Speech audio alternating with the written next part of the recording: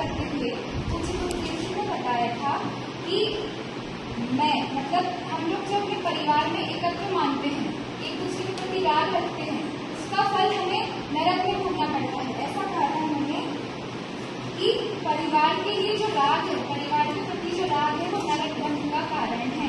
फिर उन्होंने आगे दृष्टांत भी दिया था कि दो भाई थे, उसमें से जो बड़ा भाई था वो अपने छोटे भाई को बीमार पड़ने पर मांस भक्षण कराता था, दवाई के रूप में अंडे आदि बहुत अभक्ष्य पदार्थों का सेवन करवाता था।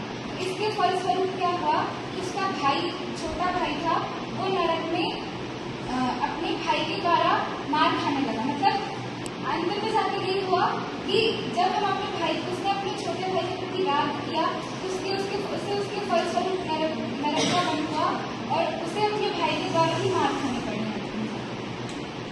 फिर अभय कुमार और राजा श्रेणी का दृष्टांत भी आया था कि अभय कुमार और राजा श्रेणी दो भाई थे।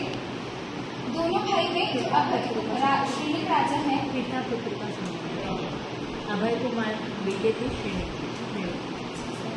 क्षमा कीजिएगा, अभय कुमार श्रेणी राजा के बेटे थे। दो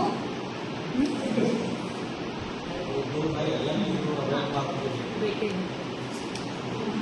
तो वो दोनों जब वो दोनों पिता और पुत्र थे तो वो दोनों साथ में बैठकर भोजन किया करते थे और जब भी कोई प्रॉब्लम आती थी तो एक दूसरे का साथ भी देते थे। मतलब दोनों में बहुत अच्छा भाईचारा था, एक दूसरे के प्रति बहुत स्नेह। लेकिन जब शास्त्र स्वाध्याय के समय दोनों साथ बैठकर स्वाध्याय करते थे, लेकिन जब उनकी मृत्यु हुई, दूसरे धर्म में जब प्राप्त हुआ, तो जो श्रेणी राजा थे वो नरक चले गए और जो उनके पुत्र अभय कुमार थे वो स्वर्ग चले गए। क्यों? क्योंकि शास्त्राभ्यास के समय किसी के परिणाम कुछ, मतलब अभय कुमार के परिणाम कुछ और थे और राजा श्रेणी के परिणाम कुछ और थे। तो फल हमेशा अभिप्राय का लगता है क्रिया का। इसके बाद 70वीं गाथा में पूज्य गुरुदेव जी ने बताया था कि जो आत्मा है वह परम शुद्ध है, उसमें 8 कर्मों का, भाव कर्मों का संयोग नहीं होता। फिर उन्होंने बताया था कि प्रत्येक जीव द्रव्य, क्षेत्र, काल भाव से एक दूसरे से अत्यंत भिन्न है, अत्यंत निराला है। फिर उन्होंने जीव का द्रव्य बताया था कि मेरा जो द्रव्य है वो शुद्ध चैतन्य ज्योति रूप है, मेरा जो क्षेत्र है असंख्य प्रदेश, असंख्यात प्रदेश वह मेरा क्षेत्र है।